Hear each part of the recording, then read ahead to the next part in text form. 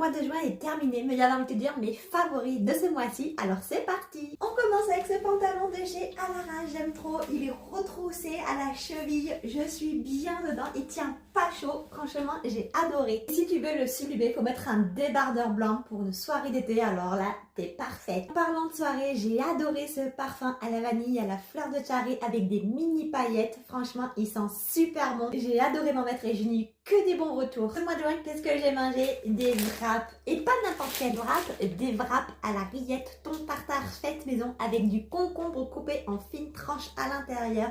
Franchement, c'est sous-côté. J'ai adoré. C'est frais, c'est léger avec une petite salade d'à côté et c'est parfait. Ce mois-ci, je me suis lavée avec un savon au mon oeil de chez Tahiti. Il sent divinement bon. L'odeur reste sur la peau des heures et des heures après la douche.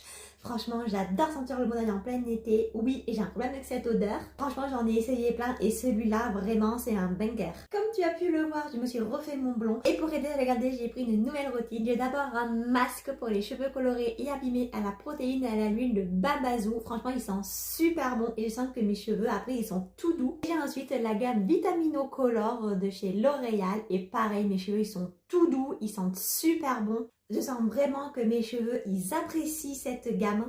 Du coup, je pense que je vais la garder un petit moment encore.